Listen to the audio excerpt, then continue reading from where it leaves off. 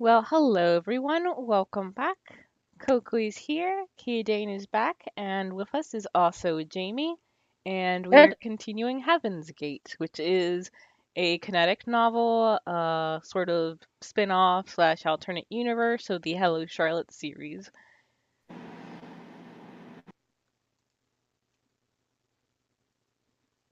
Okay. And this was, yes, right after the stream. Yep. Do you have an AC going on, Jamie? Oh, shoot. I forgot about that. Hang on. I run it for white noise, so I forget it's on.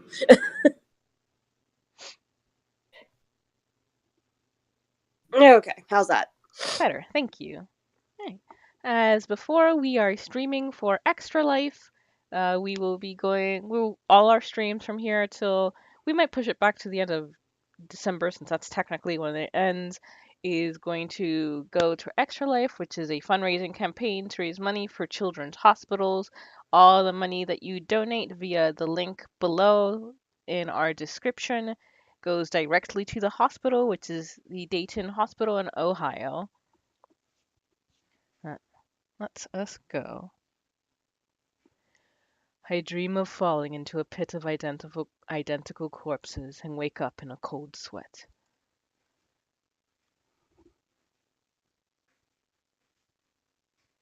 Henri's idly browsing her phone as I struggle to finish a mission in a shooter I was playing. Wow, Fennell's sure popular. I just looked up his novel and it has like 15 fan communities. Oh, What are you acting all surprised for? Aren't you his fan or something? stop it. I'm not a blind follower. I read his writing the other day. It's good. Like, really good. But I didn't like it. Whoa. Whoa. Okay. Care to explain? Well, the overarching theme of his stories is that only you can save yourself. It's like other people don't exist or can't be of any help even if they're around. His characters either choose solitude or end up in circumstances where they are surrounded by their own selves. Don't you think it's close-minded to think of it that way? To think that way? Wow, Eiler. I knew you were dense as a brick, but not to this extent. What do you mean? Henri rubs her temples and gives me a reprimanded stare. Listen, doesn't all of this remind you of a certain someone?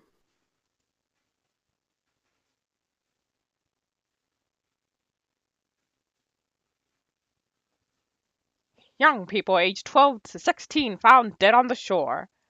Oh. The motives behind their deaths remains unclear. Numerous sources report that they were frequent visitors of Heaven's Gate community website, a web cult whose beliefs may have led them to suicide. Hmm. What That's a great. shock! No one saw that coming ever. Vincent skips schools for 3 weeks.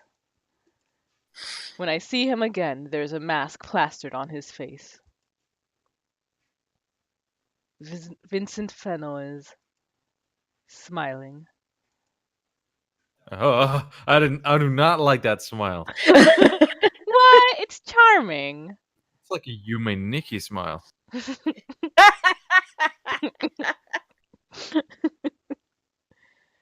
You want to read this bit, Mass? I don't know. Oh yeah, it's dark in the morgue. We sit on the cold ceramic floor. Felix Honecker doesn't have long left to live. It might be Bennett. Oh yeah, this is probably Bennett. How are you feeling, Mr. Honecker? Tired, but that's nothing new. Is everyone pulling an all-nighter because of me? Yeah, even Florence didn't hold back on soap.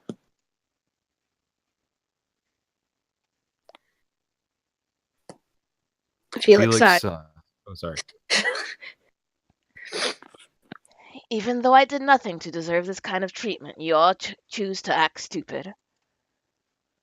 Mm. What are you sulking for, idiot? You'll see me tomorrow. Mm. That person won't be you. I doubt anybody will notice the difference. It's not like I did anything remarkable during my lifespan. You gave a shit about me. Although, you gave a shit about everyone. Just like Henry. Before he fell ill. It's unfair. We both know I'm a copy. First, Mr. Honecker tells me it's okay to care. Then he complains when I do. Which is it? Do you believe in God, Bennett? No. Henry Huxley isn't someone as shallow as that. I see. Then it must be the same for me, too. Mm. Mr. Honecker. I won't make friends with you the next time we meet. It's a promise, then.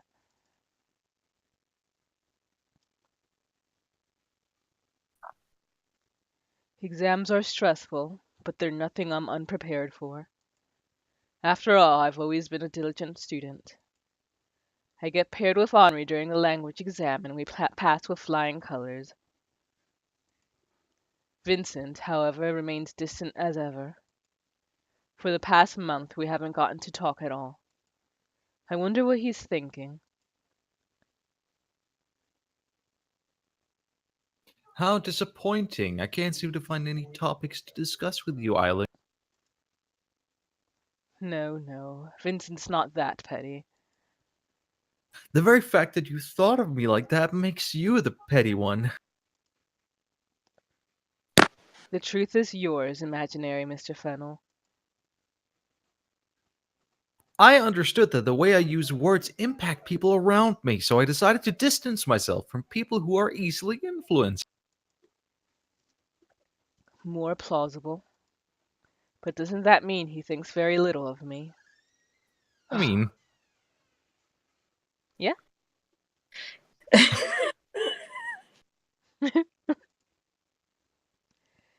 There's no guarantee that we'll keep in touch after graduating either. I can't shake off the feeling of frustration welling up and end up losing sleep at night. I'm so anxious that I decide to discuss it with Henri. She likes food, so I lure her in by inviting her to the cafe. Relatable. He wrote, what? Henri stabs a cherry tomato on her plate. no, not the tomato! Why you gotta take it out on the tomato? She wants to see it go square. It makes a popping sound and bursts. Maybe telling her wasn't a good idea after all. So what if he's a cult leader? That's fine. He's not hurting anybody. Except those, kids. People are dying. I want to talk to him again. Besides, he only helped copyright the text. It's not like he involved himself in their activity. Your moral compass just did a complete 180 right now. Listen, I'm sure he understands the weight of his actions. His current isolation must be just damage control. Are you sure he's not just a control freak who enjoys having power over others? God, Henri, are we talking about the same person here? Yeah? He's the most tactful person I know. He wouldn't. If you commit suicide because he told you your imaginary world will become real, don't come crying to me. You can't cry if you're dead, Miss Warhol. Oh my god. Anyway. Oh, wait. Anyway. Fennell's dangerous, okay? People like him harm others without even realizing it. That accident confirmed it. If he's a writer, he should take full responsibility for the messages he's communicating. And don't go, it's their own fault on me. But it is. Everyone has their own brains. If they decide to self-destruct after hearing they're in a video game, then they were already predisposed to it. They just saw the code and bam, confirmation bias activated. They wanted a motive, they got it. I would never end my life just because I stumbled on some creepy pasta on the internet. It will take more than that. Like mother's death. Or my own health deteriorating to the point where I start hurting others. Then Hey, stop it. Ah, I'm sorry. I don't think I'm completely right either. Circumstances are different in each individual's case. I know that. I'm just worried about him. Knowing Vincent, he'll never talk about himself. Which is okay with me if that's what he wants. But if I keep ignoring this, what if he... What if... I think of running on the field. Children are laughing, illuminated by sun. People like that don't live long. Fine, I get it. Talk to him when you get the chance, okay? I'm sure you two will figure something out. I walk Henri home and wave her goodbye. When I see Vincent next time, what should I tell him? No matter what I'll say, I find myself afraid of hearing his answer.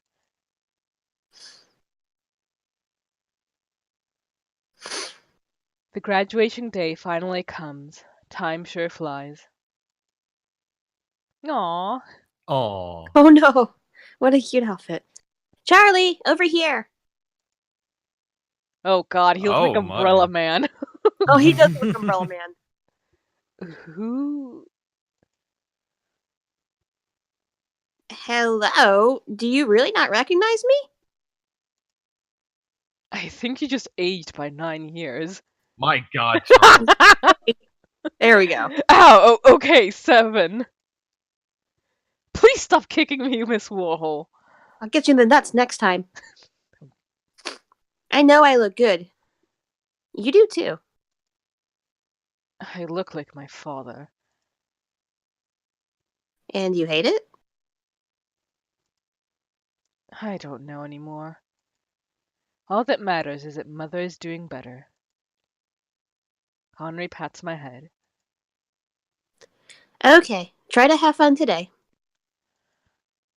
Thanks. You too. I look for Vincent in the crowd. He's talking to one of our teachers, all smiles as usual. I join in as his shadow. Tyler, you look different. You look tired. Do I? Well, I suppose I'm not really fond of long ceremonies. Is Miss Warhol not with you? He looks tired. He does look tired. She's participating in a photo shoot with other girls. I ran away as soon as I saw the camera. Vincent laughs, visibly amused. Hmm. And it's too stuffy in this suit. I have to agree. But there's nothing much we can do about it, right? Yeah, I just want it to be over soon. By the time we get to the rented conference hall, it's already evening. The banquet doesn't interest me, but I already paid for it, so I stuff myself full with random appetizers. Vincent's dissecting a steamed carrot with the precision of a surgeon at a nearby table. He Wow. seems bored. The moment I decide to approach him, he's engaging in a conversation with someone else. Too bad. I decide to look for Henri and find her surrounded by girls on a floor below. She looks like she's having fun, so I leave her to it. It dawns at me that out of all the people in class, I only managed to become somewhat friendly with two. With the rest, I don't really have anything to talk about, unless it's homework. Maybe it's for the best if we forget each other's names after we all go separate ways. In a corner of my eye, I see Vincent leaving the hall. You're leaving? Just taking a walk outside. It's a bit noisy in here. Oh, all right. Doesn't look like he's going to come back. See you later, then. See ya. Crap, his coat is still here. When I run out of the building, Vincent is nowhere to be seen. I jog a bit to the main road until I spot the familiar silhouette. Fennel, wait, your coat. Ah, thank you. You needn't have run. I would have come back for it later. It didn't seem like it. Vincent covers his mouth with his hand, hiding the surfacing emotion. Is that so?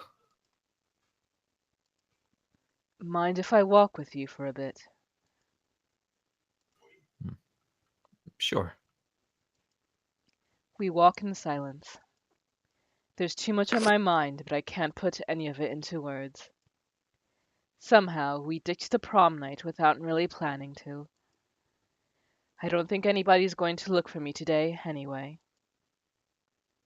We reach a viewpoint on the hill. It's the highest platform in the old town. Vincent is panting lately, exhausted from climbing the stairs. It's pretty high up here, isn't it? I'm not fond of high places. It feels all too familiar for some reason. I feel sick. Mm. Mm, I like them though. Even the air here feels clear. Vincent leans over the fence and inhales the night air. Being above everything.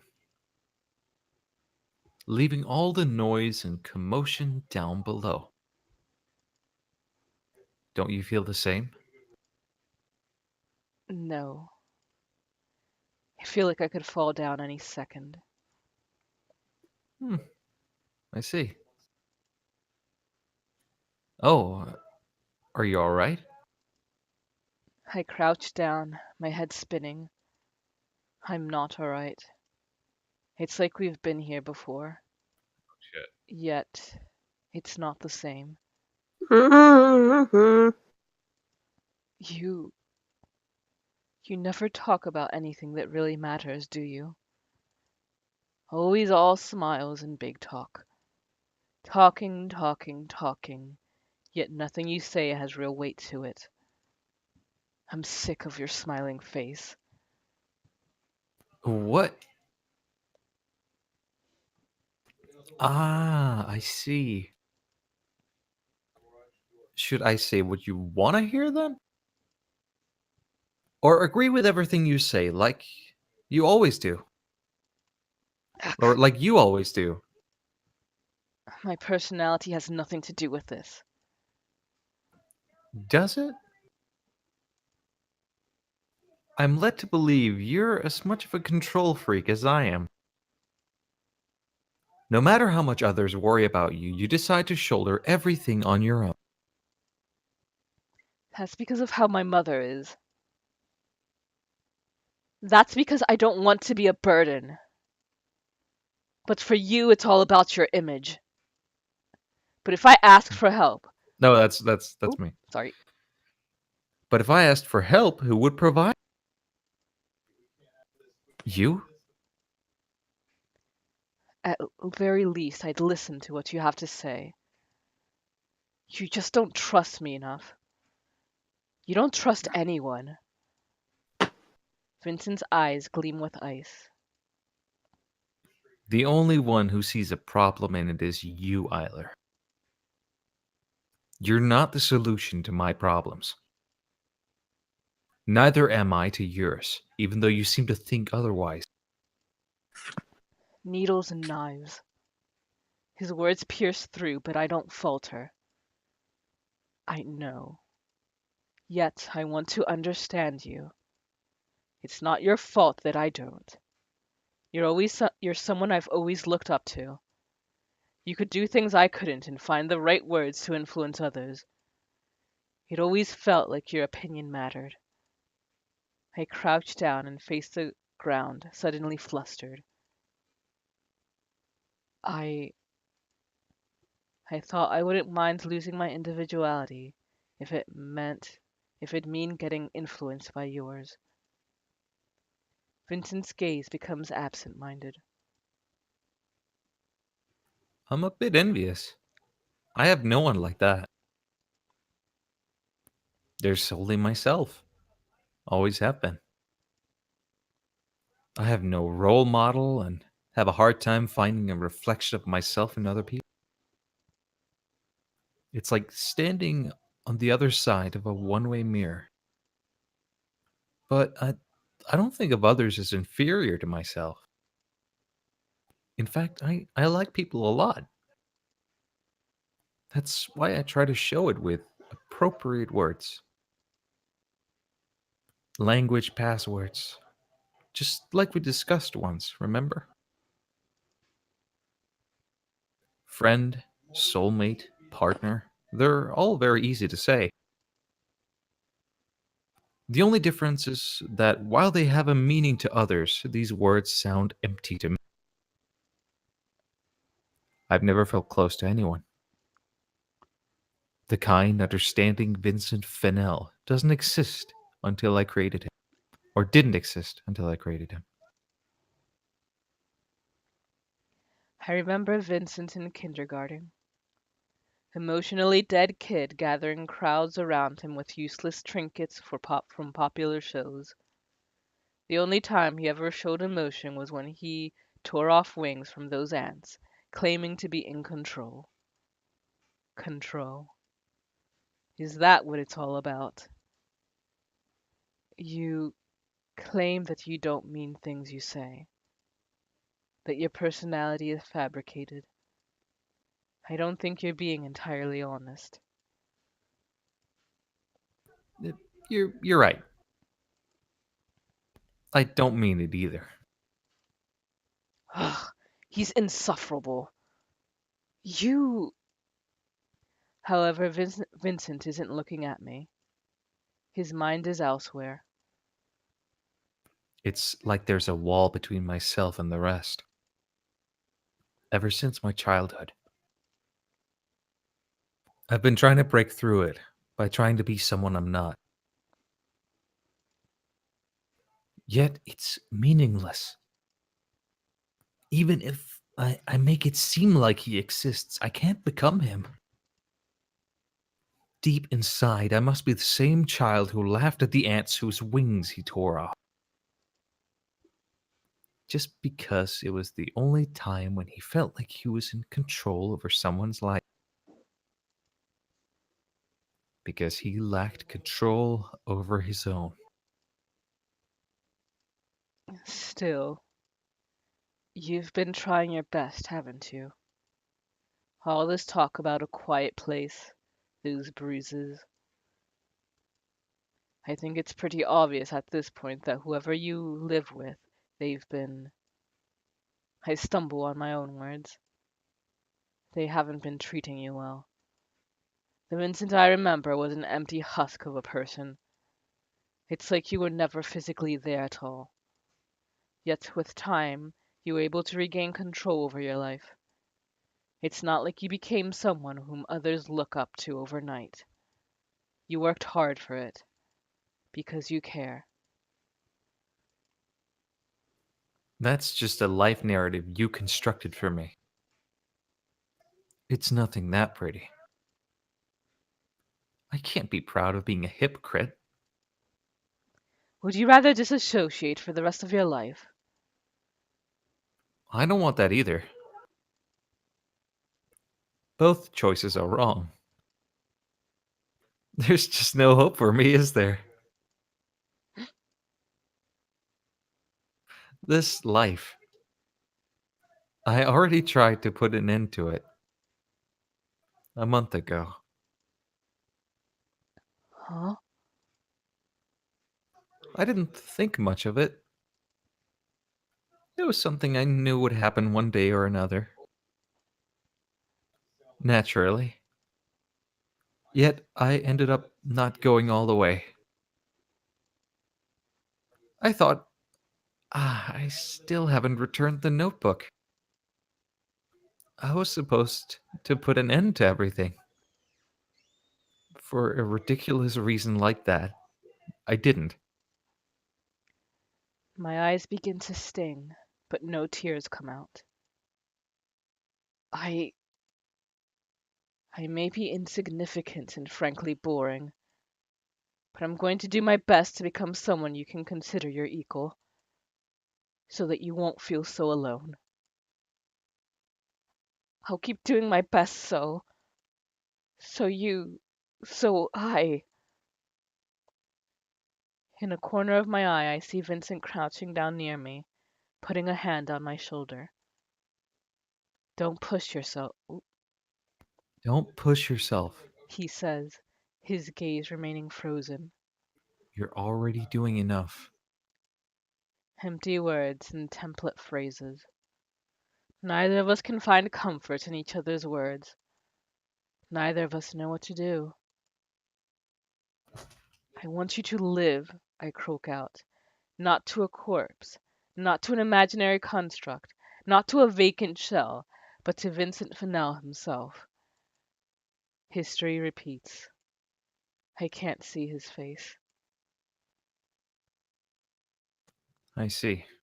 Vincent says simply. No tears, no surprises. That's how Vincent Fennell is. Yet, his words sound almost thankful. Vincent gets up and extends his hand to me. Congratulations on graduating, Charles. I reach out and accept his hand. The future still remains uncertain, yet I feel like I'll be able to fall asleep tonight. The sun rises. A new day has come.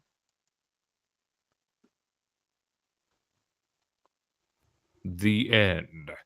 Oh my god. Oh my goodness. I was Holy shit. I was so sure this was going to end and With him like jumping. yeah, like a joint suicide or something. Yeah. That's what it was looking like. Well, you haven't seen like the full other game, but I there. saw that scene. That's Did why you? I was like, oh. Okay.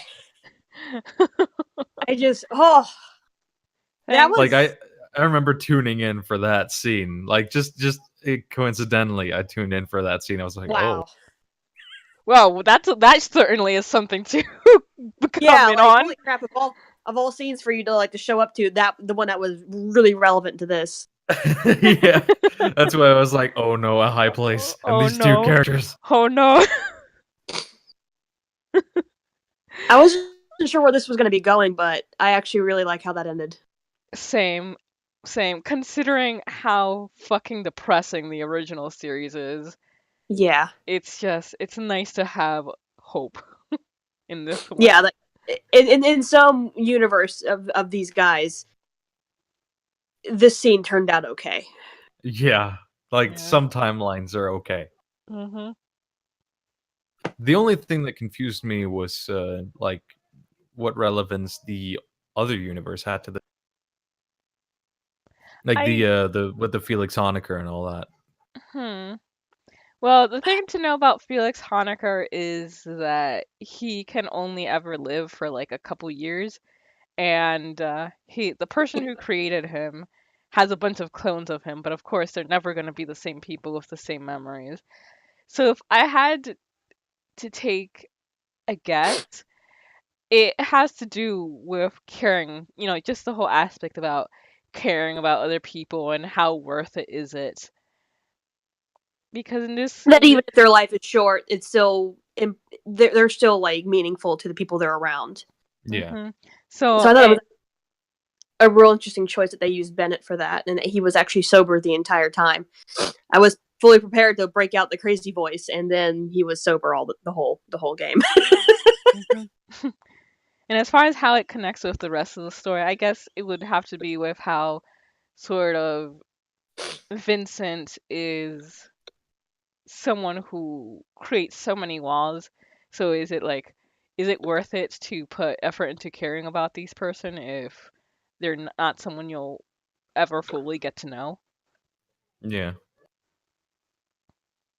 That But makes yeah, sense. yeah, as I expected, we this didn't go on for that much longer. Yeah, it was Um, like half an hour, not even. yeah.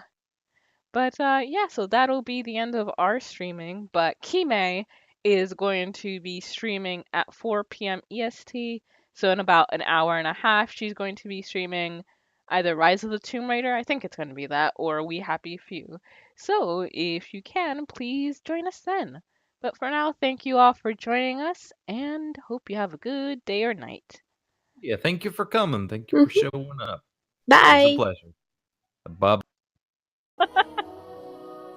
When the other Abigails returned, so too did the bustle within Nellie's room. As the white-haired girl watched, a faint smile crossed her lips. Perhaps it was from relief at having escaped Nellie's vision, or perhaps it was love for the other girl in the room. I like the second option. Me too. Or perhaps... Aw, man, I spoke too soon. She's so cute. I just love seeing her demand all this stuff. Ah, Nellie, I'm back. Did you eat something you're not supposed to, dear Smell? You're unusually cheerful. That's a weird sentence. Well, Yeah. I'm the same as always. Anyway, Never mind that, dear Smell. Take a look at my room. I redecorated it today.